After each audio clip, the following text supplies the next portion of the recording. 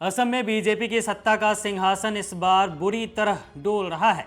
9 अप्रैल की तारीख करीब है और दिसपुर की गलियारों में हलचल बता रही है कि हिमंता बिस्वा शर्मा का बुलडोजर मॉडल अब उनके लिए ही गले की हड्डी बन चुका है। पिछले 10 सालों में विकास के बड़े बड़े दावों के पीछे जो बीजेपी ने नफरत की राजनीति की है, जनता अब उसका पाई पाई का हिसाब मांग रही है। अगर आंकड़ों के आईने में देखें तो 2016 के बाद से असम में जो हुआ वह किसी लोकतांत्रिक सरकार के लिए शर्मिंदगी की बात होनी चाहिए। रिकॉर्ड बताते हैं कि राज्य में अब तक 17,600 से ज्यादा घरों पर बुलडोजर चलाया जा चुका है। इनमें से बड़ी आबादी उन मुसलमानों की थी जिन्हें मियां या घुसपैठिया कहकर हाशिए पर धकेला गया। लखीमपुर में 500 परिवार, दरांग के ढालपुर में 800 परिवार और नागांव के बटाद्रावा में 1000 से ज्यादा परिवारों के आशियाने उजाड़ दिए गए।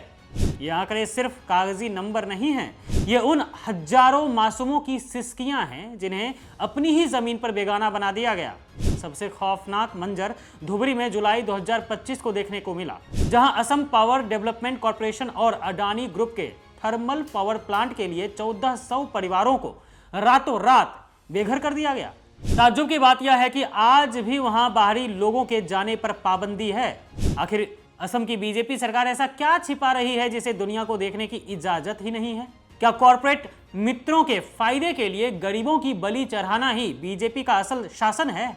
अडानी अंबानी के लिए बीजेपी की रणनीति साफ रही है, पहले मदरसा बंद करो, फिर बाल विवाह कानून के नाम पर चयनात्मक गिरफ्तारियां करके एक खास समुदाय में खौफ पैदा करो, और जब इतने से भी मन न भरे तो परिसीमन का ऐसा खेल खेलो कि मुस्लिम बहुल सीटें 35 से घटकर महज 23 ही रह जाएं। सत्ता की ये भूख बताती है कि बीजेपी को असम की जनता से नहीं, सिर्फ और सिर्फ अपनी जीत से मतलब है। लेकिन राजनीतिक विश्लेषकों का मानना है कि इस बार गणित बदल चुका है। 2011 की जनगणना के हिसाब से असम में 35% मुस्लिम आबादी है और इस बार यह आबादी कांग्रेस की तरफ एक तरफा झुकाव दिखा रही है। अगर मुकाबला त्रिकोणीय होता है और बीजेपी, कांग्रेस और बदरुद्दीन अजमल की AIUDF के बीच वोट बंटते भी हैं तो भी बीजेपी का सत्ता में वापसी करना नामुमकिन नजर आ रहा है, क्योंकि कांग्रेस ने इस बार अपनी गारंटियों से जमीन हिला दी है। बीजेपी की असम में कांग्रेस की लहर के पीछे ठोस कारण है। महिलाओं को 50,000 रुपए की सीधी मदद, हर परिवार को 25 लाख रुपये तक का मुफ्त इलाज, भूमिपुत्रों को उनकी जमीन का हक और बुजुर्गों को सम्मानजनक पेंशन। ये वो मुद्दे हैं जिन्होंने बीजेपी की नफरती राजनीति को बेअसर कर दिया है। असम के लोग अब बुलडोजर की आवाज नहीं बल्कि अपने बच्चों के लिए शिक्षा और बीमारों के लिए अस्पताल चाहते हैं।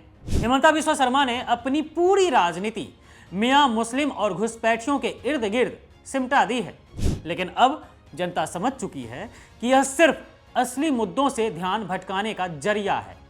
असम की जनता अब बदलाव के मूड में है।